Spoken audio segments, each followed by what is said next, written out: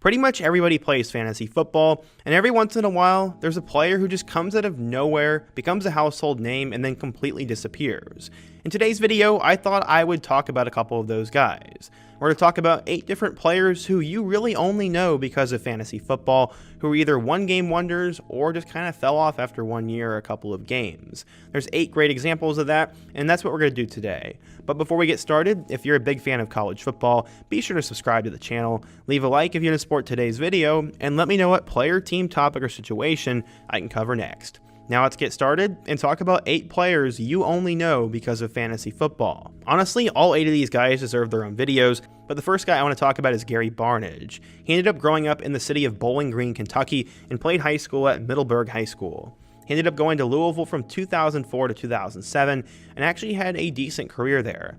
As a senior, he had 53 catches for 655 yards and 7 touchdowns, and then would end up going off to the draft. He was drafted in the 2008 NFL Draft in the 5th round with the 141st overall pick and was taken by the Carolina Panthers. Honestly, he really didn't do much for Carolina, as his first 4 years he only started a total of 6 games and really didn't do much. In 2013, he'd end up going over to Cleveland, and for those first 2 years in Cleveland, he didn't do anything. Then randomly in 2015, Barnidge blew up.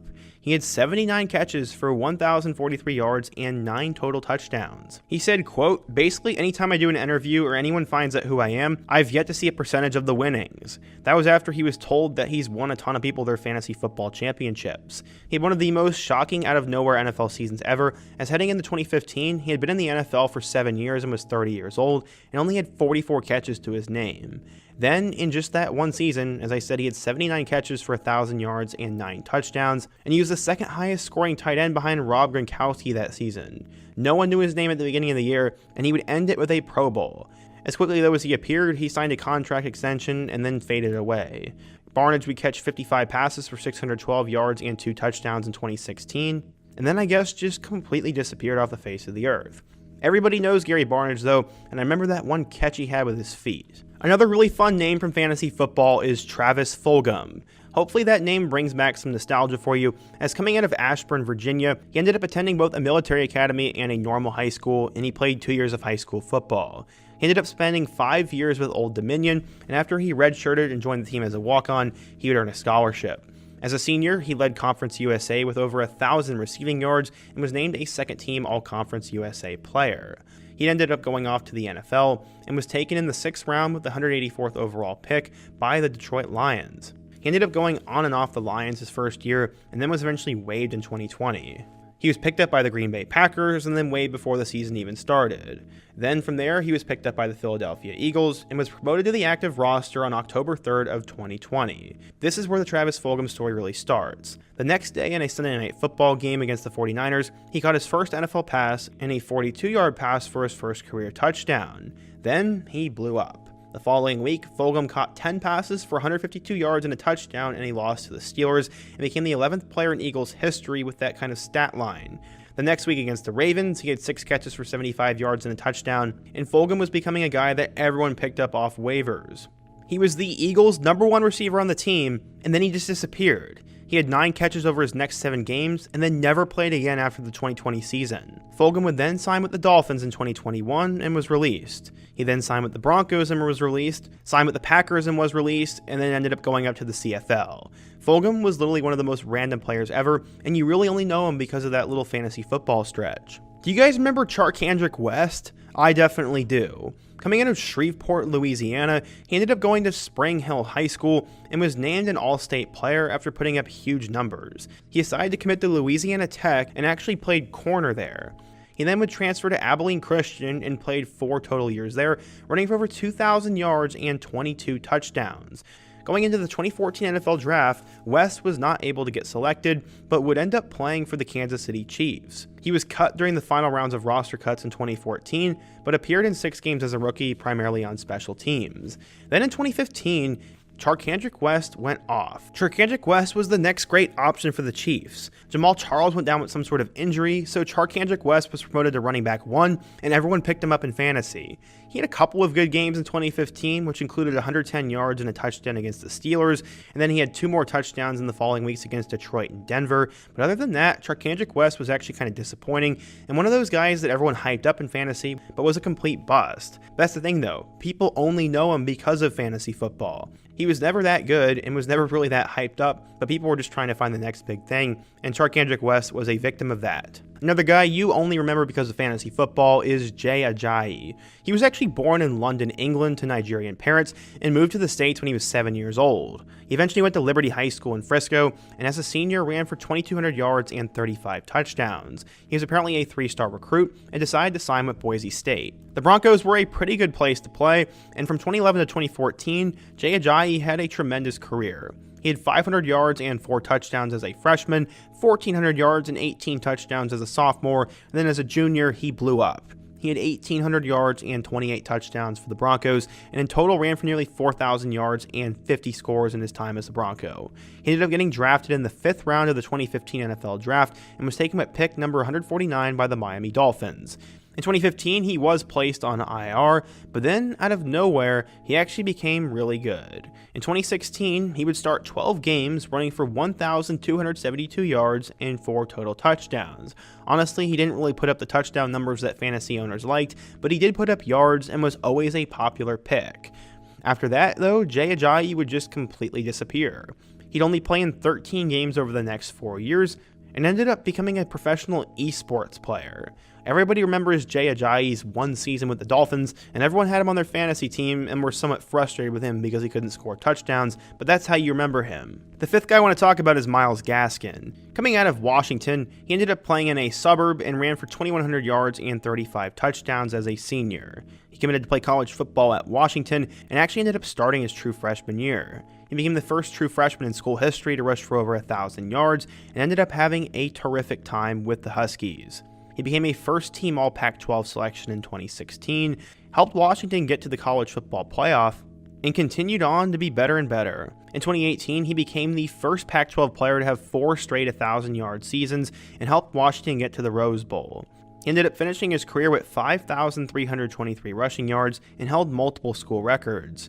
Despite that, he was not drafted until the 7th round, as he was taken with pick number 234 by the Dolphins. Just like Ajayi, Gaskin kind of came out of nowhere. In 2019, he ended up having 133 yards, and then in 2020, he had 584.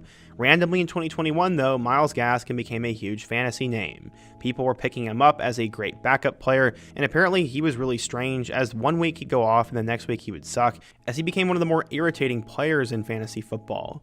I saw on a Reddit thread that Gaskin actually won somebody a fantasy football championship, but despite having 612 yards and 7 total touchdowns that year, Gaskin just completely fell off in 2022 and has done nothing since. He played 4 games at Miami in 2022, 2 at Minnesota, and then 1 with the Rams. Now he's done, and Gaskin was another one of those guys that was a one-year wonder and decided to take a lot of weeks off. But you really only know him because of fantasy. The next guy I want to talk about is CJ Anderson. Coming out of California, he was an absolute star. He had over 4,000 yards during his high school football career and was the athlete of the year according to a ton of different newspaper publications. Instead of going to a big-time school like USC or Bama, though, he ended up at Laney College. He ended up becoming a first-team All-American while he was there, and then went on to play for Cal. As a junior, he ran for 345 yards and 8 touchdowns. Then as a senior, he ran for 790 yards and 4 scores. He'd end up declaring for the 2013 NFL Draft, and then would bounce around for a while. Anderson would first sign with the Denver Broncos as an undrafted free agent, but would not make the roster. They already had Noshawn Moreno, Monty Ball, and Ronnie Hillman, but he would eventually make his debut on October 27th of 2013 against the Washington Redskins. From there, he'd start a stretch where he was a pretty solid fantasy option. In 2014, he had 849 yards and 8 touchdowns. In 2015, he had 720 yards and 5 touchdowns. And then in 2016, he had 437 yards and 4 touchdowns. His best year would come in 2017, as he finally eclipsed 1,000 yards, and then he had 3 scores. But tons of people were angry because he was always one of those guys that was drafted in the first round, but didn't exactly live up to the fantasy hype. Was he a good NFL running back who had a lot of potential? Yes, but was he worth being a franchise fantasy back? No. He was not able to ever really put it together in that department, and everybody knows TJ Anderson because of that. He then ended up playing for Carolina, Los Angeles, and Detroit before he washed out of the NFL. CJ Anderson is one of those guys who is seen as sort of a one-hit wonder kind of player, as he had that great little stretch for a couple of years, but then just disappeared. The second to last guy we are going to talk about is Zach Stacy. He ended up becoming an under-the-radar type of player as he came out of Centreville, Alabama. Despite getting a ton of interest, he was down to Vanderbilt and UAB and chose to go to Vandy. He ended up having an insane career while he was in high school, as he finished with nearly 5,800 yards and 76 total touchdowns. He started as a true freshman for the Commodores in 2009 and ended up having a really solid career for the Doors. He finished with 478 yards as a freshman, 331 as a sophomore, 1,200 as a junior, and then 1,200 again as a senior. In total, he ran for over 3,000 yards and 30 touchdowns in his time at Vanderbilt and became a second-team All-SEC selection in 2012. He ended up going in the 5th round of the 2013 NFL Draft, and in his first year, he actually got somewhat popular. In the back half of 2013, Bleacher Report said, quote, "Zach Stacy is a must-start fantasy option moving forward. He had exploded over the last 2 weeks, and without Sam Bradford, he apparently became the main guy to hopefully get some fantasy points. Unfortunately, though, Zach Stacy would never really be able to put it all together. Stacy ended up having a great finish to the 2013 season, as he finished with 973 yards and 7 total touchdowns. Unfortunately, going into 2014, Stacy pretty much completely fell apart.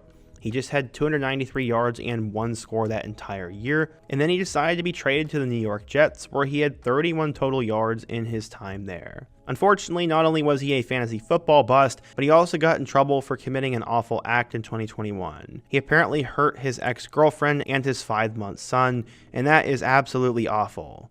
He ended up flaming out after becoming a big fantasy name in 2013, and then his career took an even darker path after that. Last but not least, we have to talk about Robert Tonyan. Everybody remembers him from the 2020 NFL season, but going back in time, this seemed like an impossible feat. He was a star quarterback from McHenry High School in Illinois and decided to enroll at Indiana State in 2012. He ended up playing quarterback there and was a first-team All-Missouri Valley Conference player eventually. He ended up playing 5 years at Indiana State before he would go undrafted in 2017. He would sign with the Lions but was released before the season began.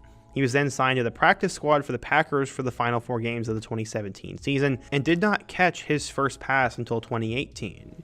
He then had 10 catches in 2019 before he randomly blew up in 2020. Against the Falcons in Week 4, Tonyan caught 6 passes for 98 yards and 3 touchdowns, and this was the 3rd straight week he had caught a touchdown. From there, though, he would kind of be disappointing until he would pick it up towards the back half of the season, scoring touchdowns in 6 of his last 7 games. Tonyan ended up having a weird year in which he caught over 60 passes for over 600 yards and 12 total touchdowns. Everybody picked up Tonyan because of fantasy and hoped that he'd have a big 2021 season, but he only ended up playing in 8 games and had 204 yards. Luckily, his feet got back under him in 2022 as he did catch 53 passes for 470 yards, but had a disappointing 2 touchdowns. In 2023, he did nothing for Chicago, and I think he's currently with the Minnesota Vikings. I'm not sure if he'll make a roster, but everyone remembers that one year that Robert Tonyan went from a no-name to a must-get fantasy player at the tight end spot. But now it is all done. So yeah, today we talked about 8 players for one reason or another you only know because of fantasy football. We went through who they were, their little rise and fall, and why they ended up being known. But what do you guys think? Should I do a part 2 to this video? And if so, who should I include in part 2? Who is the most random guy from this list? And what other topics should I cover next? Before you go, don't forget to also leave a like if you want to support today's video, subscribe if you're new, and check out all my other videos on the end screen. I hope to see you guys again soon, but until next time, peace.